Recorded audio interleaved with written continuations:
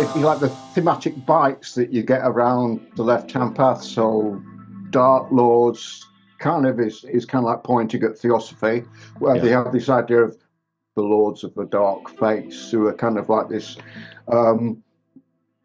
Theosophy develops this idea that there's the right-hand path of the good guys. You know, they're trying to keep the wisdom tradition together and spread it through the lines of initiation. And the Lords of the Dark Face are continually kind of stop them, and they're, you know, evil black magicians basically. And that kind of strain runs throughout a lot of theosophical writings. Hello and welcome to the Spirit Box, where we explore folklore, magic, the world of the spirits, and everything in between. Today we welcome back once again acclaimed author and lecturer Phil Hine to discuss Phil's thought-provoking book on the left-hand path in occultism. Phil traces its historical and philosophical evolution from Theosophy and Dion Fortune's conservative definitions to Kenneth Grant's esoteric interpretations and Julius Evola's controversial ideas. And fair warning, discussing does not mean endorsing. The conversation delves into the origins and practices of Tantra, shedding light on the transgressive behaviours of the pre-Tantra traditions and the eventual normalisation of the Śrīvidyā school. Phil critiques modern Western understandings of Tantra and argues that true liberation within these traditions emphasises compassion for all beings rather than transcending morality to become superhuman. Phil also shares insights into his personal journey in occultism, his initial attraction to and eventual critique of the left-hand path, in its Western form. We also touch on contemporary Aghori practices, their transgressive nature, historically that is, and the broader cultural implications of such traditions. So join us for an engaging discussion that blends historical scholarship, personal experience, humour, culminating in a critique of modern interpretations of Tantra and occult practices. I always enjoy my conversations with Phil, and I hope you will too. They always have the right balance for me of like scholarly pursuit and endeavour and learning matched with practical experience, and I think that's a rarity. So I think I always find these conversations very special and very enjoyable, and I hope you will too. So if you want to get Phil's book, check out the show notes below. I've put in some of my links to my photographs of the Aghori, if you feel like having a flick through those as well. Other than that, let's get on with the show.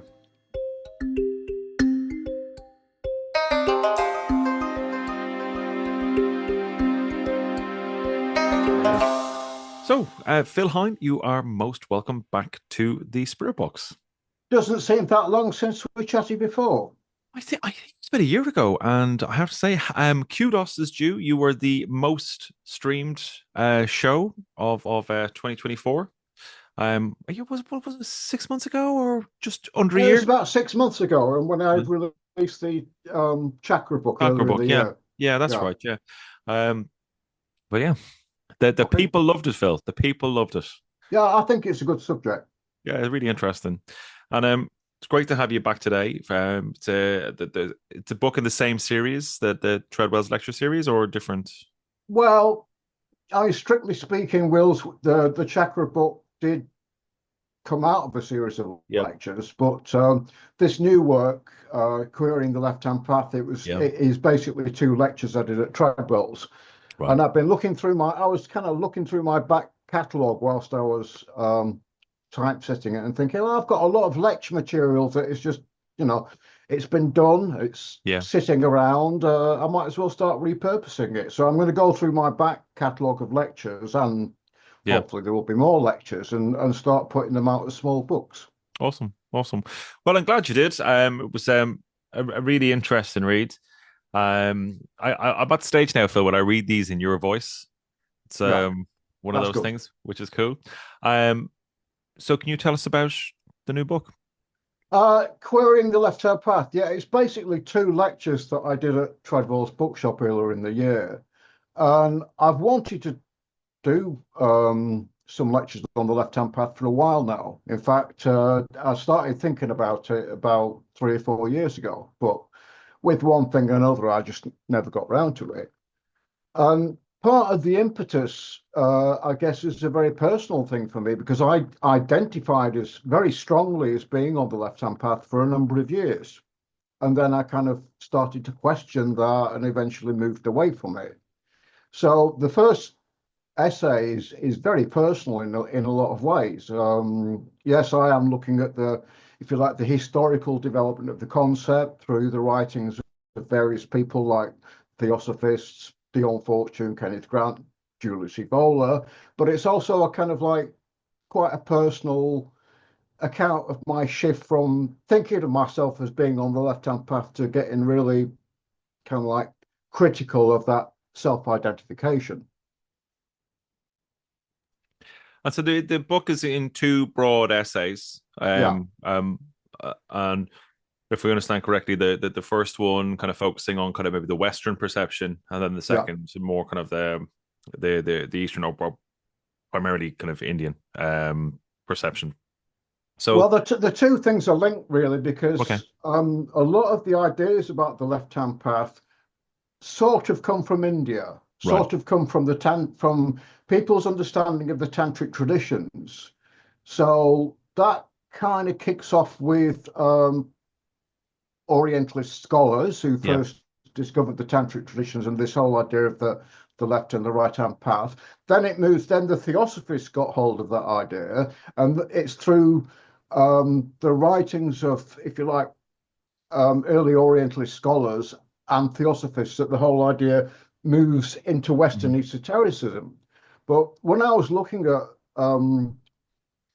particularly people like Kenneth Grant and Julius Evola, they're still kind of like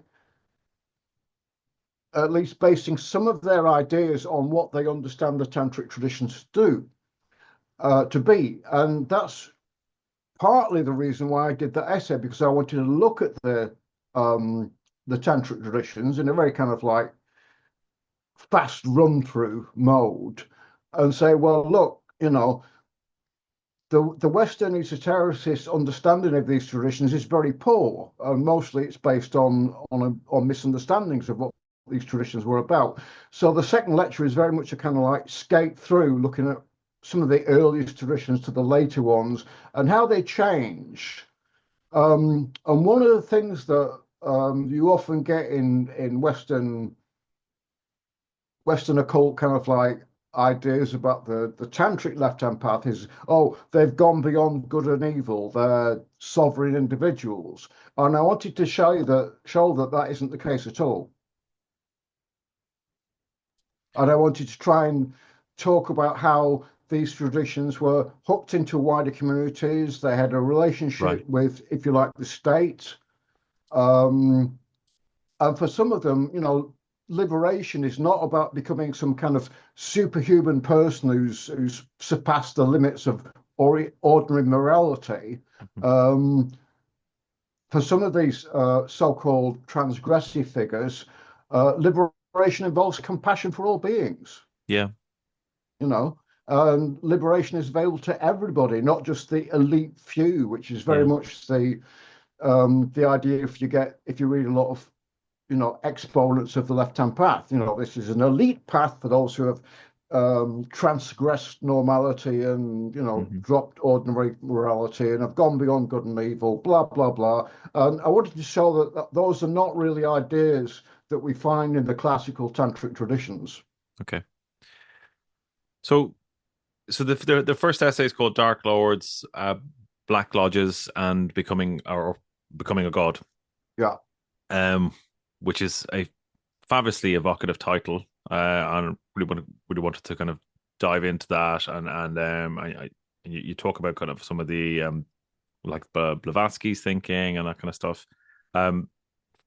Really interesting as always. You've got a great historical lean in the essay, as well as it being kind of like around occult thinking. Well, can you tell, like, for the listeners, kind of, can you give them kind of the rough notion of kind of how you pull the concepts together in that essay, and like that title in particular? Well, the title really reflects, you know, the kind of themes that if you like, the thematic bites that you get around the left-hand path. So Dark Lords kind of is kind of like pointing at Theosophy, where they have this idea of the Lords of the Dark Face, who are kind of like this. Theosophy develops this idea that there's the right-hand path of the good guys. They're trying to keep the wisdom tradition together and spread it through the lines of initiation. And the Lords of the Dark Face are continually kind of stop them, and they're evil black magicians basically. And that kind of strain runs throughout a lot of theosophical writings. Not only Madame Blavatsky, but the people who followed her, like Annie Besant and Charles Webster Leadbetter. Anytime anything went wrong in the Theosophical Society, they tended to blame it on the Lords of the Dark Face. Right. There was even a time when Leadbetter accused Krishnamurti of being influenced by the Lords of the Dark Face. I saw that. That was when I read the book, I was like, really, Krishnamurti? Yeah, well, I think he had to withdraw it quite quickly because Krishnamurti had been built up into this saint figure. Yeah. But I think what it was at that time Krishnamurti was kind of pulling away from Leadbetter. Right. And Leadbetter didn't like that, so he got he's being influenced by the Lords of the Dark Face. Yeah. So that's the first title. Then Black Lodges is really a reference to Dion Fortune. And I thought when I was kind of prepping for the lecture, I could look at Aleister Crowley, but Aleister Crowley's concept of the left-hand path, I think, is very specific to his system, if you like. Whereas Dion Fortune, I think, was a lot more influential in, if you like, publicly circulating these ideas about the left-hand path. Certainly when I grew up, when I first started to get into the occult, lots of people's concepts of the left-hand path and right-hand path seem to come from Dion Fortune. And with Dion Fortune, you can sum it up quite easily. Anything Dion doesn't like is left-hand path. So which is a left-hand path? In her book, Psychic Self-Defense, she says, witches can't go into churches because they're on the left-hand path. Suspicious foreigners are on the left-hand path. People who meddle in politics are on the left-hand path. Right, okay. People who are queer are definitely on the left-hand path, There's a whole list of things. When I did the lecture, I did this big table of bullet points of everything that Dion Fortune doesn't like and is on the left-hand path, which I think caused some amusement, but I didn't put it in the book because I just wanted to talk about Dion Fortune. Right. And, I read some of her books, Psychic Self-Defense, Sane Occultism, and The Secrets of Dr. Taverner. And there's one of the stories in The Secrets of Dr. Taverner called The Return of the Ritual. Unsurprisingly, perhaps, it's about this ritual that gets nicked from one of the great white lodges, gets stolen by some naughty people on the left-hand path. And she's going on about all this, and she keeps talking about the Chelsea Black Lodges. And I was kind of grabbed by this. I thought, why is Chelsea a hotbed of left-hand pathery? It seems a very specific thing to say. So I started looking at the history of Chelsea around the time that Dion Fortune was writing. And I discovered that Chelsea had this really bohemian reputation. It was full of, drug-taking lesbians, for example. I think I give some examples in the book. And that's probably why Dion Fortune, being quite conservative when it comes to things like drugs and sex, I think that's why she had this idea that Chelsea was this kind of hotbed of the left-hand path people. Okay, so that's Black Lodges. Now, Becoming a God is pointing at Julius Evola, whose work is very influential on modern conceptions of the left-hand path. I think out of all the people I looked at, Theosophist, Dion Fortune, Kenneth Grant, Julius Evola is definitely the most influential. Evola has this idea that we must, transcend ordinary morality and become like gods, who are kind of free and, don't have to listen to anybody else. And I think that looking at, people who are we might say now modern exponents of the left-hand path, they seem to be riffing on a lot of Evola's work. And Evola does have this, he does bring in this idea of the superman, and he connects that directly to Tantra. So I wanted to explore that. But also, you know, I wanted to talk about my own personal journey. And as I said in the introduction, when I got into occultism, I seemed to tick a lot of the right boxes to be on the left-hand path. I was left-handed.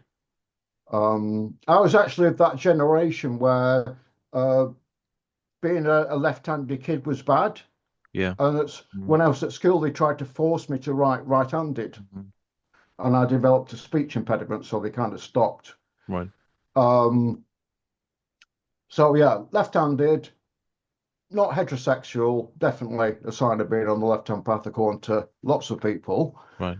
Gareth, I remember coming across Gareth Knight's Practical Guide to Kabbalistic Symbolism very early on, and him making a very bold statement, which is that anybody who takes drugs or is homosexual is on the left-hand path. You know, no argument.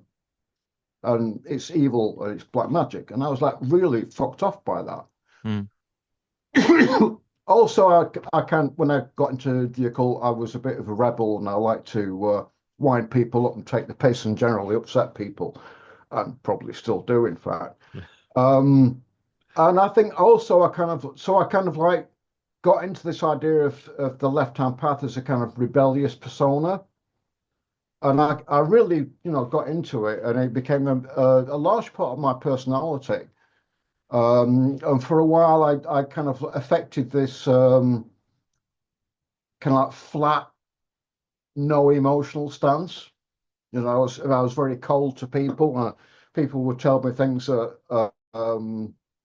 So I had a friend. Somebody came up to me at a lecture I was doing, and afterwards and said, "Do you know so and so?" And I was like, "Oh yeah, I remember so and so." Somebody had a relationship with, and he said, "Oh well, they committed suicide." And instead of going, "Oh shit," and being emotive about it, I just was like, okay. And I was completely emotionally flat. And because I thought that was, what being on the left-hand path was all about, being distant from people. And then this friend of mine who ran an occult bookshop in Hull, Sam White, I went to see her, and she said, "You're a much nicer person when you're not being this left-hand path adept. So, why bother?" And that was like a real slap in the face. And it kind of like gave me pause for thought. And I thought, yeah, there's, what's the point of trying to pretend that I'm a cold and distant above the rest of humanity? It's just bollocks.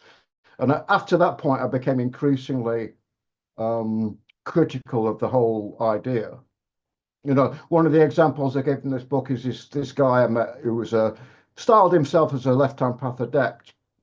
And he told me that, he found it actually existentially painful to go down the shops and have to mingle with ordinary people, the sheeple, the masses, he couldn't handle that. So, because he'd risen above them as he saw it. So his wife had to do all the shopping. And I just thought, what's so elite about that, Yeah. Yeah. And I started to think that about a lot of the people I was hanging around with at the time who were these, left-hand path adepts, and thinking, well, you're barely managing to cope with the ordinary day world. So, how realistic is your, self-described transgressiveness? And I started to think that, well, when people are being transgressive, it's basically they're being arseholes, like internet trolls. Except this was before the internet really got going, but it's the same behavior. It's I want permission to be outspoken and speak truth to power. No, you're just being an arse. So, this is why, and it's just, I think the core of it for me was that utter disdain for ordinary people that just really hacked me off with the whole idea of the left-hand path. Yeah. That makes a lot of sense. And and how did I know you talked to Kenneth Grant. How does his work fit into this? Kenneth Grant's a bit of an outlier because although again it fits into Tantra, because Grant's thing about the left-hand path is that the left-hand path has been historically demonized because of it's about sex magic with women. Although if you read Kenneth Grant carefully, his sex magic doesn't involve any sex at all. And Grant was very influenced by Arthur Avalon, who was in turn influenced by a group of Bengali intellectuals who were kind of trying to, if you like, recover a tantric tradition, but to sanitize it at the same time. And Grant was influenced by Arthur Avalon, and he was also influenced by this other group, I think, who shared the same ideas that yes, Tantra is a really, magical, powerful thing, but there's no sex involved. So and this is what I find fascinating about Grant, that he's constructed this, if you like, representation of Tantra that doesn't involve any sex. And he goes on about this all the time. So it's kind of like sex on the astral plane, I think is how you might conceive of it. And on my newsletter Unfolding, I started doing a series of, if you like, examinations of Grant's representation of Tantra and how it diverges from, again, what we know about the classical traditions. And that's a work in progress. That might become a short book at some point. But yeah, Grant is a kind of outlier because he doesn't talk about this whole kind of like Superman ethos. For him, it's a kind of sex magical practice that doesn't actually involve physical sex. Does that make sense? Yeah. Interesting stuff. Goodness. And where do you want to go next in well, let's talk about the second lecture. Yeah. Which is much more of a kind of historical romp through the tantric traditions. So I start off with two traditions which were actually pre-tantra. They were very influential on the development of the tantric traditions, but strictly speaking, they're not traditions themselves. And it's in those that we find very early, and we're talking about 5th century of the Common Era, something like that. We find transgressive, the practices that look transgressive, and I wanted to talk about those so-called transgressive practice and explore, the rationale behind them. So the first group were the Pashupatas, who were a kind of ascetic sect, and they had this very bizarre practice of courting the disfavor of the public. To give you a rough example, one of these ascetics would sidle up to a group of people, and in among whom was a very nice-looking woman, and he'd start kind of like eyeing her up and, doing the Indian equivalent of going, "Oh, you're a foxy chick." And when everybody else would turn around and say, "You're not an ascetic, you're not a renunciate, you're a lecher," and shout him, maybe even beat him up, I don't know. But they were doing that as the idea was it was transferring, if you like, transferring karma, transferring merit. So they would deliberately court the disfavor of the public in order for this karmic transfer to take place. Now that sounds very transgressive, but we look at these Pashupata ascetics, and they were actually bound up in an enormous amount of rules about what they could eat, where they could sleep, and so forth. And they end their lives in the cremation ground with a kind of form of yogic suicide. This is before the idea of living liberation, liberation from the wheel of samsara whilst you're alive. That idea hasn't really emerged yet. So for them, the idea of liberation is that it happens at death. So they deliberately courted death, which I think is a practice that wouldn't get much enthusiasm from modern left-hand path adepts. And then the other group are the Kapalikas, and they're, again, quite transgressive in their behaviour. We know very little about them. They don't seem to have had a scriptural tradition. Most of what we know about them comes from other kinds of literatures like plays and so forth, and they often appear as stock villains. They're kind of like black magicians, very frequently drunk, often cross-dressing in public, and then again, they're kind of, but they're also acting as gurus to kings or being magicians for kings.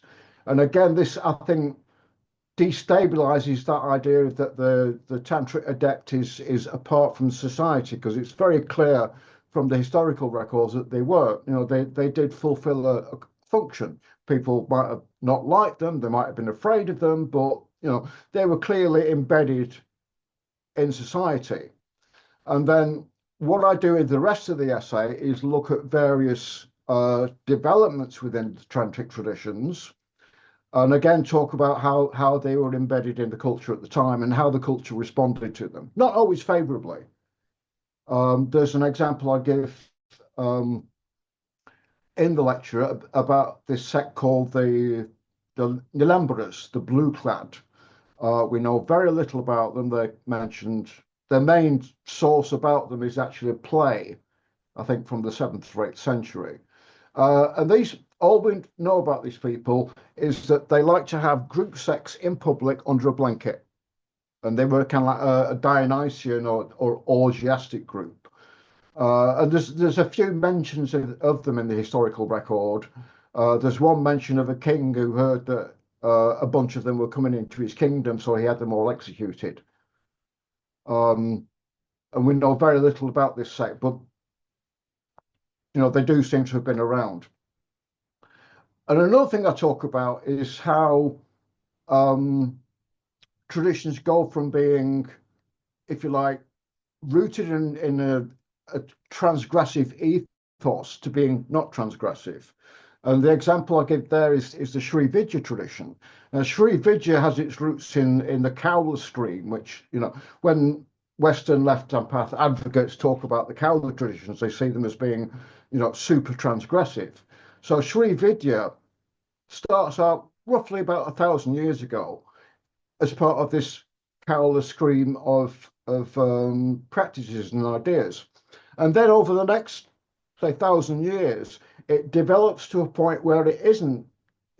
You can still see traces of Cowler in modern Śrīvidyā practice, but it's become normalized and regularized. And a lot of modern Indian Śrīvidyā practitioners would say, actually, it's not Tantra at all. It's lost most of its transgressive practice. I dare say there are still people out there who sacrifice animals to the goddess or drink the 5 nectars, this drink composed of, dissolved feces, phlegm, semen, menstrual blood, and I think snot. That's a kind of transgressive practice you get in these Cowler traditions. The idea of that is that by quaffing this drink, you're demonstrating your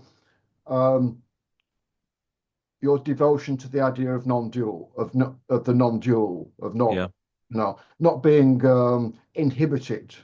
Right. Because if you're a high caste Brahmin, that's definitely, drinking a drink of wine that's had those substances dissolve in it is definitely a no-no. So drinking this horrible mixture was a kind of like a test of one's adherence to the non-dual path. Eventually, it became a form of initiation. Here, have a drink of this. Oh, good, you haven't vomited. You're initiated. Good Lord. And again, that's an example of a transgressive practice, but it's within a larger framework, if you like. Yeah. But Śrīvidyā has mutated over 1,000 years or so until it's not. Most of those transgressive elements have been flattened out and muted. And this is another thing I wanted to, I think, talk about, is that the idea these traditions change over time and people's attitudes towards them change. And I think what happens with certainly with Arthur Avalon and then with Kenneth Grant is that they're looking at these traditions from the perspective of the early 20th century, and not because, well, they didn't have access to the kind of material that we have now. I was talking to one of my friends recently about Kenneth Grant, and I was saying, well, you know, I read this stuff in the late 70s and early 80s, and at that point in time, it would have been almost impossible to check what Grant was saying about Tantra because there was almost nothing available. You know, the vast amount of scholarly material that has now come out, the translations that are available, you know, none of that was around at the time. So we had to kind of like go with Kenneth Grant and just go, Right. yeah, he must know what he's talking about. I think he's very interesting about Tantra because he's very authoritative in how he writes about the traditions, but when you kind of dig into it, is basically on very like a minuscule amount of information. Right. Okay. Does that make sense? Yeah, it does. And does it hold up? Is just or does it fall apart? Well, a lot of what he says, I think, is getting from particular 20th century groups. Okay. There isn't much historical. There's nothing much in the historical scriptures to back him up. So like his idea of this, he has this this non-sexual ritual he talks about. It's a big group of people, and they're kind of like there's the priestess, the Suvasini, in the middle, and she's surrounded by attendants, and it's almost kind of like a living yantra. And what you do get in the tradition is that this idea of the Śrīvidyā, which I have a diagram in the book, and basically you have the central goddess in the center, and then you have arrays of circles of subsidiary deities or aspects of the goddess that inflect her power towards one end or another. But they're all deities, they're all or yoginis, they're goddesses, they're not living people. Right. So Grant's idea of this major ritual of this priestess surrounded by, you know, different circles of attendants all doing, you know, magical astral passes, I think does not hold up. Okay. And a lot of his conclusions about Tantra to me sound like they're very garbled. Because he's drawing on limited information. You know, if he was writing now, I think he'd probably, maybe not, have quite a different take on Tantra. Okay. Yeah. And that's kind of the problem with Evola as well, because people read Evola and Evola says Tantra, this, that, and the other. But again, he's drawing on a particular understanding of Tantra that we had in the early 20th century. So, give you an example. Evola talks about the Vira. Now, Vira means hero or warrior. Yes, a lot. You do find this term in the Tantric traditions. It's a term for an adept or a serious practitioner. But Evola's Vira is this Superman who is transcended or gone above ordinary morality. And that's, again, not quite how the Vira is represented in the tradition. And I give an example from a 10th century Tantra where it says the Vira is,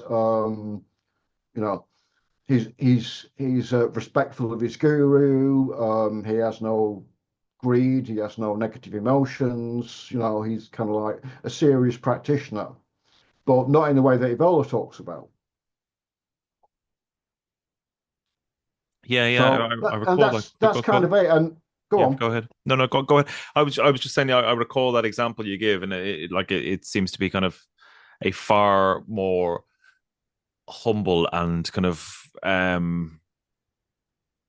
balanced characteristics that are outlined than this idea of the Superman. And this is what I wanted to talk about. Again, a feature of some of these Kaula traditions is the idea that living liberation that you can achieve during your lifetime as a consequence of your practice is not about, becoming a Superman and, disdaining ordinary people. you know, to be liberated requires necessitates that you're compassionate towards all beings. Yeah. And it, you know, that liberation is available to anybody who takes up the practice. And again, that's quite different to how liberation is talked about in the Western left-hand path, certainly by the people who identify as being left-hand path adepts, you know. Yeah. Yeah. So again, I wanted to introduce those ideas to just see how people reacted with them. And I guess the final part of the essay is talking about Aghoris, which I actually didn't do in the actual lecture because I ran out of time. But I wanted to say a bit about, you know, contemporary Aghori practitioners. So how did you find that? Because you've met Aghoris, haven't you? Yeah. No, it was really interesting.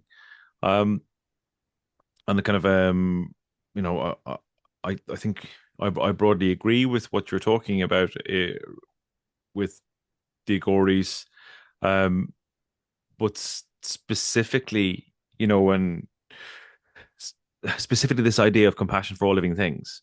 Yeah. You know, like I attended the Kina Ram ashram in Varanasi, which was like any ashram, just more skulls essentially. But across the bridge, on the other side of the Ganges, there was another Aghori center, which essentially was a hospital for those with partial leprosy. You know, so that was the transgressive thing. It's exactly as you described. Yeah. You know. Oh yeah, something I find again very interesting about how the left path is defined in India, because for some modern Aghoris, you know, part of them being transgressive is, as you say, running hospitals for people with leprosy or AIDS. Yeah. And that's very much part of their practice. And I think for certainly some of the material I was looking at, there may be an element of that ancient cremation ground practice, you know, where you go into the cremation ground and build an altar of skulls and sacrifice animals or your own blood to the yoginis. But in the ethnographic material that I was looking at, they were saying, well, we don't really do that anymore. And actually, it's quite hard to do that, you know. And there's this one guy, Hugh Urban, whose book I was reading just as I was kind of writing that bit. And he talks about these Aghoris who still practice sexual magic, but they do it with hijras, kinaras, who actually, you know, transgendered trans women, if you like. And I just thought, wow, you know, if Kenneth Grant heard about that, he'd be spinning in his grave, you know. Yeah. And it gets you out of that whole kind of like binary about what constitutes the feminine, you know. They obviously regard these trans women as being female. They produce female seed and they use it in their rights. And I think that's a fascinating note to end on, really. Yeah. You know, it's about what counts as transgressive.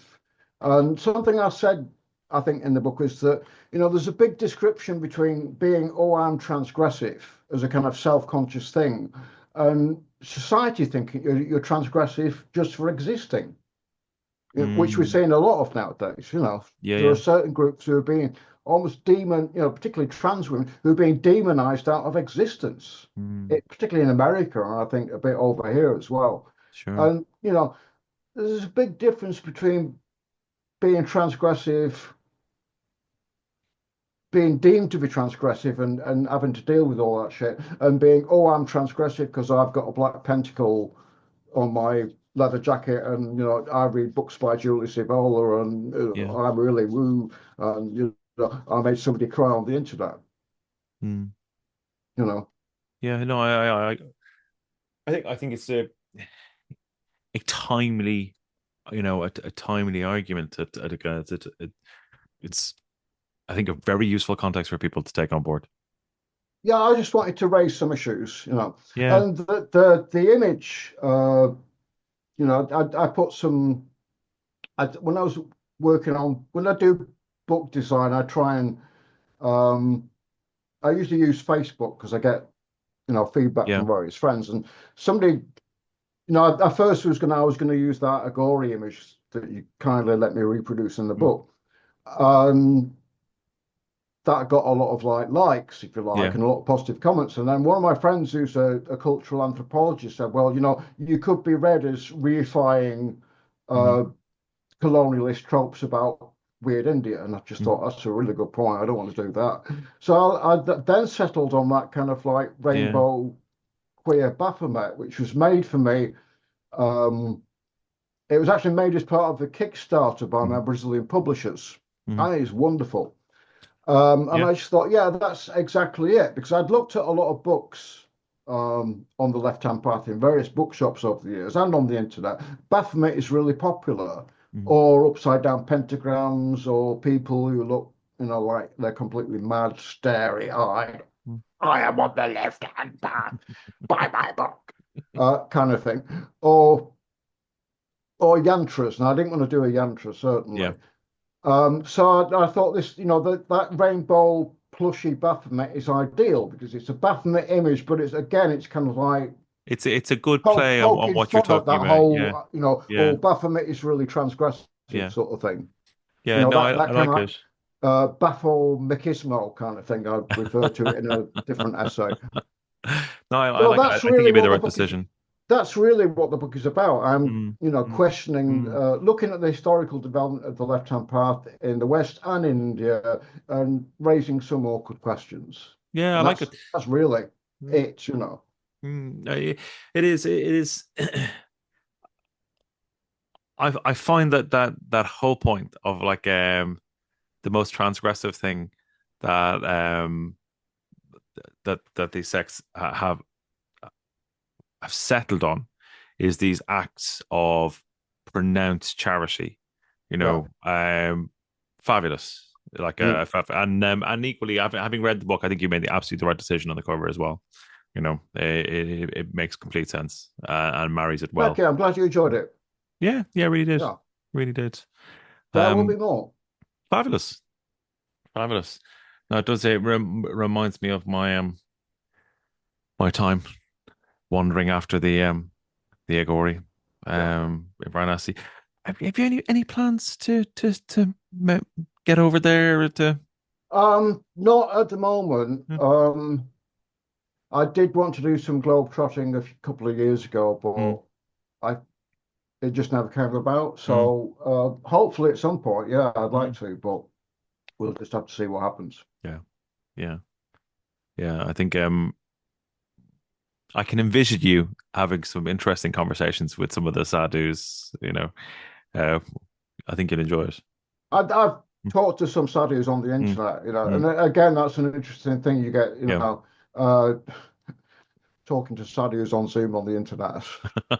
Again, it doesn't quite compute, particularly with the Kenneth Grant idea that India is this, it's all hidden, and it's people doing shady things behind closed doors and secret black lodges.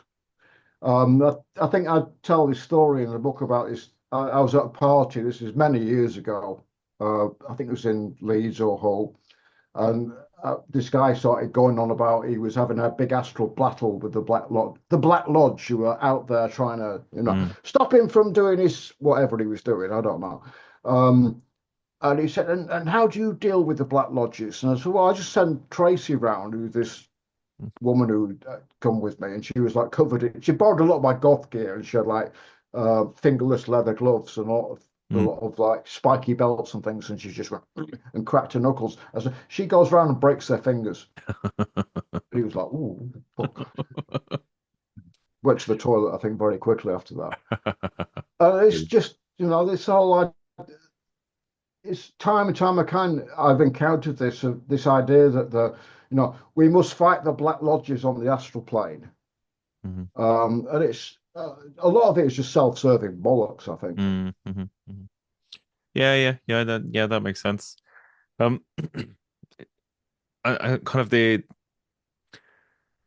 reflection on India reminds me of that Dalrymple book, Nine Lives. I think it's called Nine Lives. Yeah, where he kind of paints that out, where you've got people living these kind of, in one aspect, very, very modern lives, and then at the same time, going off to be Jain nuns, or indeed Aghori. He talks about some kind of someone who used to be kind of part of a car production empire who just left his role as an exec and became an Aghori. Those kind of things, Yeah, well, I understand this has been causing a bit of tension with the Kinnarama people because several quite well-respected politicians have gained initiation into the Kinnarama. Right. And it's almost kind of like this, they've got ordinary practitioners, and then there's these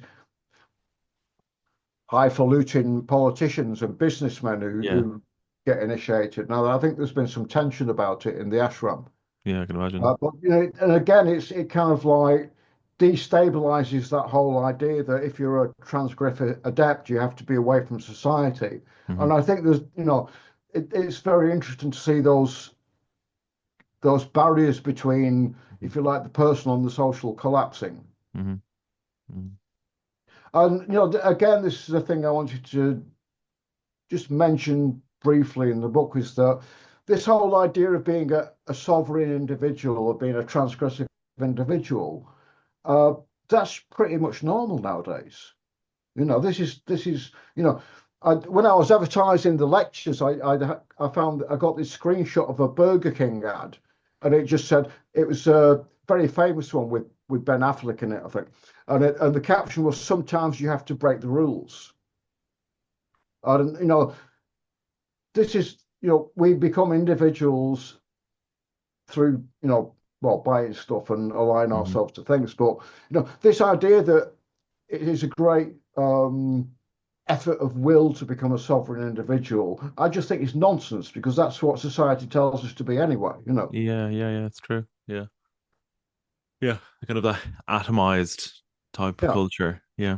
Yeah, and, neoliberal capitalism. Mm-hmm. Yeah. Anyway, I think I've probably gassed on enough. Shall we call it a day?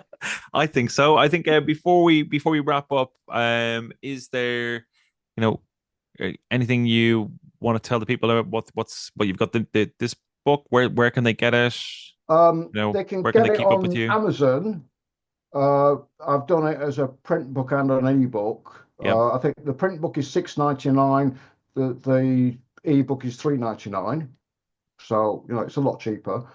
It's probably about the price of a cup of coffee nowadays. Mm-hmm. If you want signed copies, they're available from Treble's Bookshop. Wonderful. And that's about it. And I'm sure we will be back again when the next book comes out, which will be between January and March. Fabulous. Well, I look forward to it. Thanks, Phil. It's been really great to catch up. Lovely to see you. Well, thanks again, Dara. It's been lovely chatting to you. Take care. Okay, bye now.